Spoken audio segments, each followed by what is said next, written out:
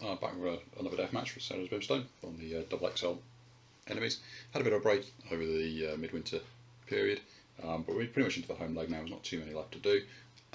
In this case, we're going with the one who's got 2 matches left, which is one of the newer ones. Here we go. Odo Kuro, the sort of giant undead fella from Forest of the Dead. As you can see, the sort of Bridge of Souls from there. No, we will stick Odo Kuro down this side of the bridge, and he'll then stay there and not move because Odo Kuro doesn't move. Up against, so far, not particularly inspiring performance, but yeah, the Burrower, the giant tentacle monster with more and more tentacles. So we'll put him down and the other side of the bridge. So you're going to have this battle between these two. Things to do before we do, we'll just have a quick look at their sheets. Here's the Burrower on the brutal side. Okay. And here is Odo Kuro on the brutal side. Neither of them are particularly high on initiative, so 1 for the Burrower, 3 for the Odo Kuro. As I say, things to do before we start anything else is that the Burrower starts, when it comes into play, with peril dice tentacles. So that is a 4. So we've got 4 tentacles that effectively ambush Odo Kuro, which, as we've seen some of the previous Burrowers games, is a nice sort of distraction tactic to actually stop enemies from attacking the Burrower directly itself. But there's 4 come in straight away. They'll probably have the first initiative because if you look, there you go, there is the tentacles. They're going to have higher initiative than Odo Kuro. They can just damage him because Odo Kuro has defense of 4, tentacles have a combat of 5, although on a 6 or more they would normally ignore defense. However, Odo Kuro is tough, so that doesn't count. So they can just about damage him. They've got 3 dice, they're hitting on 4 or more, so they might get 1 or 2 off each turn. Health wise, both of them are pretty low. The Burrower and Odo Kuro are on 45 hits each. As we've said, Odo Kuro has a defense of 4, which does limit the amount of damage coming its way. Burrower only has a defense of 3, which does mean that Odo Kuro itself can just about damage the Burrower, because Odo Kuro has 6 combat dice that do 4 damage each.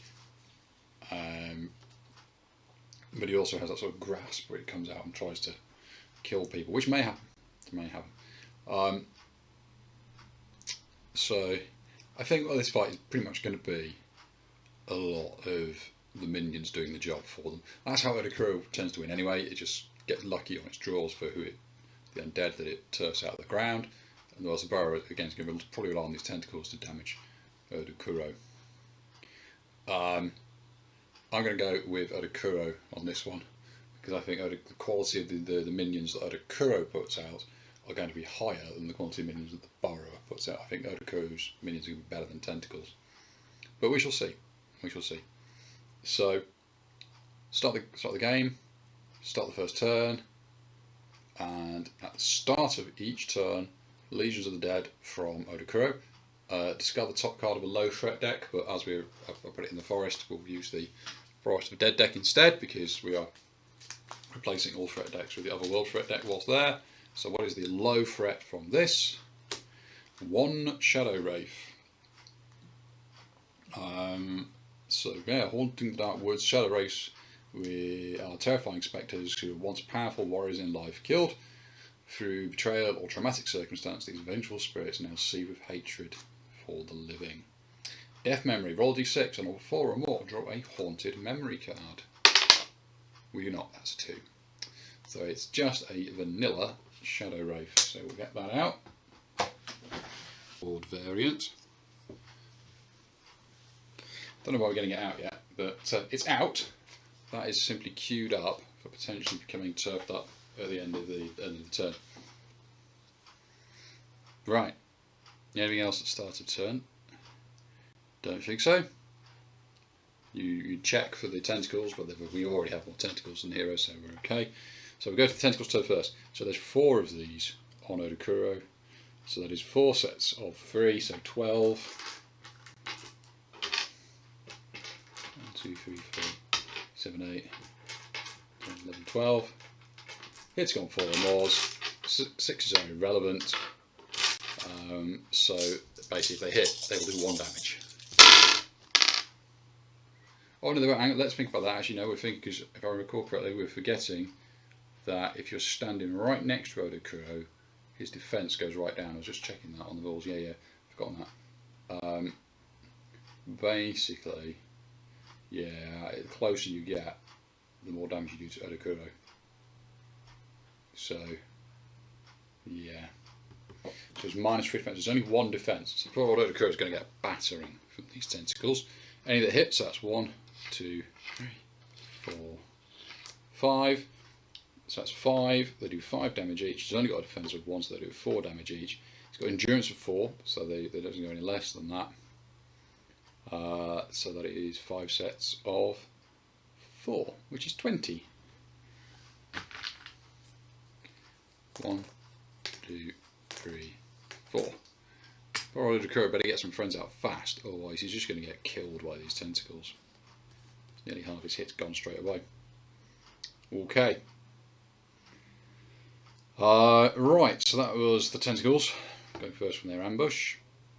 We then come to Odo Kuro, who hits a random hero within 6 squares. So roll d6, on a 1 it's the Burrower, on 2, 3 or 4, 5 it's one of these. We'll go, hang on, let's go 2, 3, 4, 5 and 6, we'll give it a reroll. 3, so it's hitting this tentacle here. He does 6 dice, hitting on 4 more, doing 4 each. So 1, 2, 3, 3 hits, 4 damage each. The tentacles have a defense of 3, so that is 1 damage each, so that is 3 damage to that 1 tentacle. 1, 2 and 3 to this little blue and grey one there. Okay. Then he's got his Death Grasp. Each tentacle has reached this, which normal can't roll a d8. Alright, they must make an agility plus must make an agility X test where X is equal to the number rolled on a d8. 1. Can that hero make a, yeah, oh look, yes, it's rolled 1 or more, so it's fine, doesn't get Death Grasped. That's it for Odo Kuro. Burrower. So Burrower doesn't do normal attacks. It does. Its standard activation rolls 2d6 to use its World Eater ability. That's number 10, which is Burrow. So it basically burrows into the ground and disappears to reappear next turn. Okay. End of the turn, Odo Kuro does its Lead of the Dead. So, okay, right. A random hero may attempt to stop this by rolling a spirit 6 or more. Doesn't particularly matter which, they've all got the same effectively 1. So does it roll a 6? Does not. So the from the pile, which is the Shadow Wraith at the moment, that gets removed. Shadow Wraith comes into play. Blah, blah, blah, blah. Just trying to read that throughout the game. Okay, so we'll just bring the Shadow Wraith into play. Okay, let's get the Shadow Wraith enemy card out. Let's have a look at them.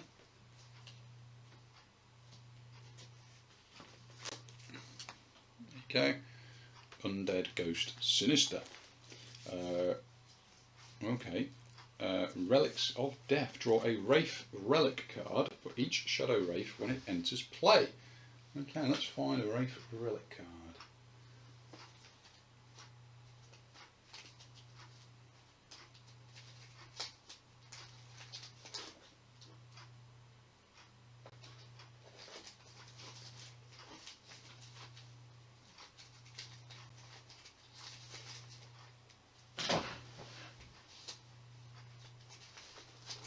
Here we go, right.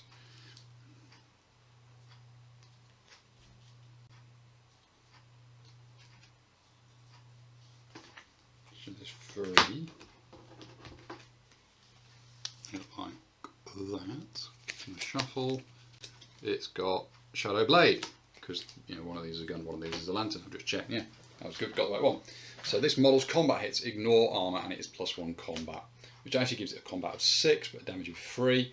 So it's not going to be doing a lot to anything. Never mind. But it is going to basically act as a bit of a bullet sponge for a moment for Odo Kuro. Mind you, if it does roll a 6, it does cause triple damage, so that could actually eventually just wipe something out. It's also got initiative of 6, so it's going to be going first at the top of initiative. Right, that was the end of that turn. So the next turn, first thing we do is we do another Legion of the Dead. Our next low threat is 1 Goryu. Vengeful animalistic spirits, the Goryu hunt from high in the trees, leaping down at their targets with bestial rage. With massive clawed hands, they slash at their foes, shredding through armour, flesh and bone. There we go, so that's going to be the next one, potentially. Might get more. First initiative then is the Shadow Wraith, which is going to go for one of these tentacles, so roll, see which one it goes for again. So, I should have done that before, that was 6, that's nothing. So 1, 2, 3, 4, 5, 6, 7, 8, let's go with that. 1, 2, it's the first one. It's got a move of 7, so yeah, it can zip right up and attack that tentacle. It has 6 combat because of the blade. Hits on 3 or more, so that is 3 hits. None of them are 6s though, so they all just bounce off because they only do 3 damage. And the tentacles have a defense of 3, so just pings off. Okay, next up is the tentacles. They stay on target, they don't change target, so that's 4 tentacles, so that's 12 dice against Odo Kuro.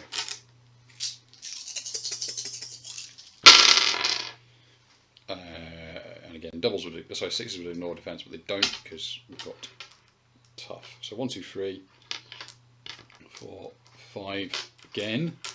So that is another 20 damage to Odo Kuro.